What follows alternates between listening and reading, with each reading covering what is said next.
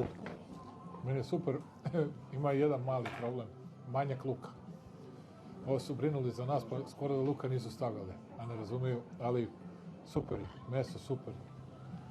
Politički zemljotresi retko dolaze bez upozorenja, ali kada se dogode, njihova snaga menja geografiju moći čitavih regiona.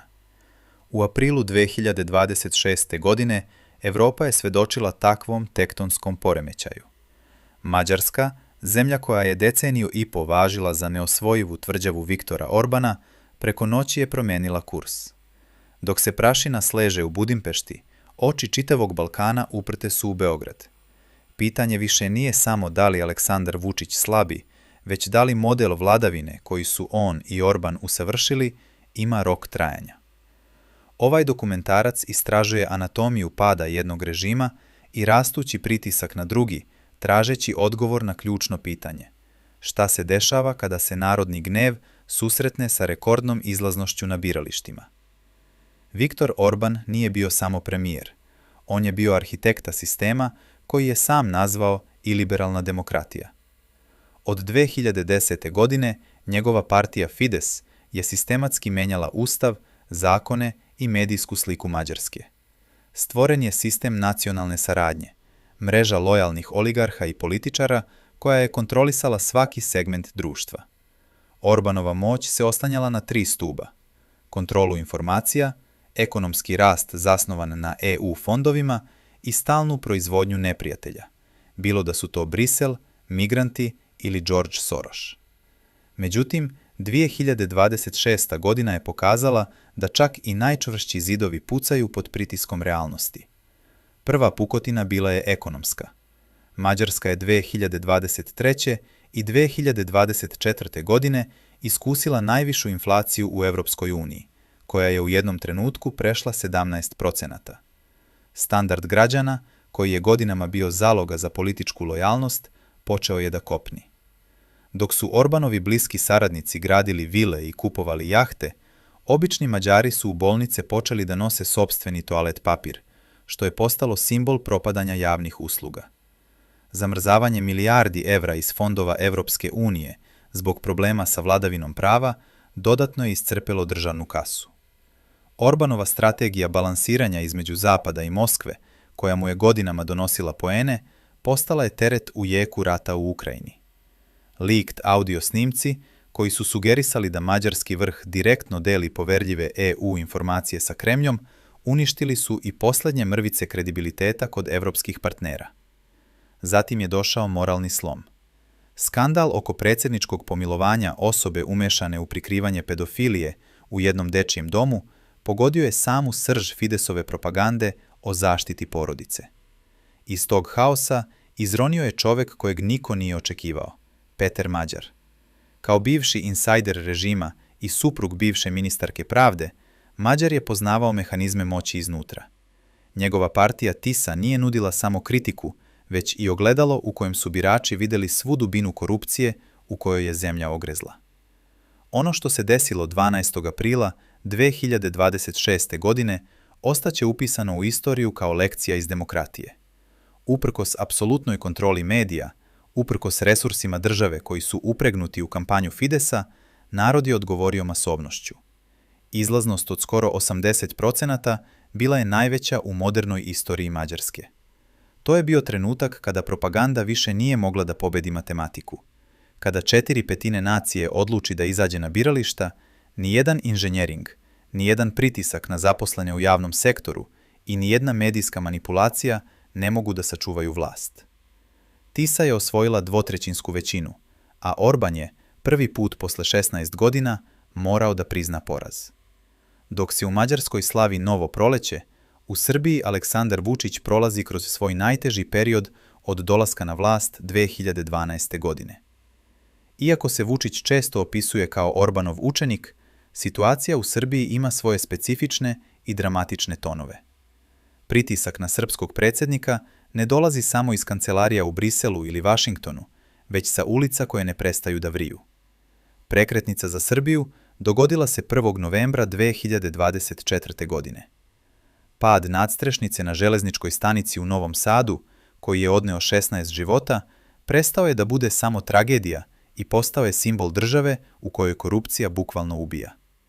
Javnost je saznala da su radovi na stanici, koje su izvodili kineski izvođači uz netransparentne ugovore, rađeni bez adekvatnog nadzora i dokumentacije. Snimci i dokumenti koji su isplivali pokazali su da su upozorenja stručnjaka ignorisana zarad brzine i političkog marketinga. Bes građana pretvorio se u najmasovnije proteste koje je Srbija videla u poslednje 2 decenije. Tokom 2025. godine više od 300.000 ljudi na ulicama Beograda zahtevalo je odgovornost, ne samo izvršilaca, već i samog vrha vlasti. Vučićeva pozicija se dodatno zakomplikovala na geopolitičkom planu. Njegova decenijska politika sedenja na 2 stolice udarila je u zid. S jedne strane, Zapad insistira na eksploataciji litijuma u dolini Jadra, videći u tome strateški interes za evropsku zelenu tranziciju. Sa druge strane, ogromna većina građana Srbije to vidi kao ekološku katastrofu i kolonijalnu pljačku. Vučić se našao u nemogućem položaju. Ako ispuni obećanje dato Zapadu, rizikuje potpuni gubitak unutrašnje stabilnosti. Ako odustane, gubi podršku moćnih saveznika koji su godinama žmurili na stanje demokratije u Srbiji zarad litijuma. Pritisak iz Vašingtona je postao opipljiv kada je rafinerija NIS u vlasništvu ruskog Gazproma pala pod američke sankcije. Zahtev da se ruski uticaj u srpskoj energetici svede na nulu do marta 2026. godine stavio je Beograd u stanje energetske i političke neizvesnosti. Istovremeno, neprestani pritisak za implementaciju Ohridskog sporazuma u vezi sa Kosovom sužava prostor za manevrisanje. Vučićeva strategija čekanja na Godoa, u nadi da će se globalne okolnosti promeniti u njegovu korist, više ne donosi rezultate. Paralele između Orbana i Vučića su očigledne. Obojica su usavršila metode kontrole kroz tabloide i nacionalne frekvencije. Obojica su koristila javne resurse za kupovinu socijalnog mira i glasova. Ali, mađarski scenario nam govori da postoji tačka zasićenja. Kada korupcija postane opasna po život, a ekonomska stabilnost postane privid, medijska mašinerija gubi moć. U Mađarskoj je Peter Mađar pobedio Orbana na njegovom terenu, koristeći društvene mreže da dopre do mladih i direktan kontakt sa ljudima u ruralnim krajevima koji su decenijama bili baza Fidesa. Najvažnija lekcija koju Srbija može i mora da izvuče iz mađarskih izbora 2026. godine tiče se upravo te famozne brojke od 80%. U autokratskim sistemima vlast ne pada samo zato što je opozicija savršena ili zato što su se međunarodne okolnosti promenile. Vlast pada kada apatični deo stanovništva shvati da je njihovo nepojavljivanje na biralištima zapravo najjači glas za status quo. Orban je pao, jer su ljudi koji nikada ranije nisu glasali odlučili da je ovaj put previše važno da bi ostali kod kuće. Visoka izlaznost neutrališe kapilarne glasove, pritiske na zaposlene u javnim preduzećima i sve one mehanizme koje hibridni režimi koriste da bi veštački održali većinu. U Srbiji se godinama gradi narativ da su svi isti i da izbori ništa ne rešavaju. To je narativ koji najviše odgovara onima na vlasti. Primer Mađarske pokazuje suprotno. Izbori su jedini trenutak kada sistem, ma koliko bio zarobljen, postaje ranjiv pred masom. Čak i sa kontrolisanim medijima i zarobljenim institucijama, masa ljudi na biralištima je sila koju nijedan represivni aparat ne može da zaustavi bez rizika od potpunog samouništenja. Aleksandar Vučić se sada nalazi u defanzivi. Njegovi ključni ekonomski projekti, poput Rio Tinta, su na čekanju ili suspendovani. Njegova vlada je morala da podnese ostavku pod pritiskom ulica. Njegovi saveznici u regionu, poput Orbana, gube moć. Srbija 2026. godine ulazi u zonu neizvesnosti, gde bi prevremeni izbori mogli postati jedini izlaz iz blokade. Ali, ti izbori će imati smisla samo ako građani Srbije razumeju da se sloboda ne dobija na poklon, niti je donose strani ambasadori. Ona se uzima olovkom, u onom kratkom trenutku iza paravana, ali samo ako je tih olovaka dovoljno da ispišu novu stranicu istorije. Politički zemljotres u Evropi nije završen. On je samo pokazao da niko nije nedodirljiv i da nijedan sistem nije večan. Viktor Orban je postao prošlost jer je potcenio sopstveni narod. Aleksandar Vučić sada stoji pred istim testom.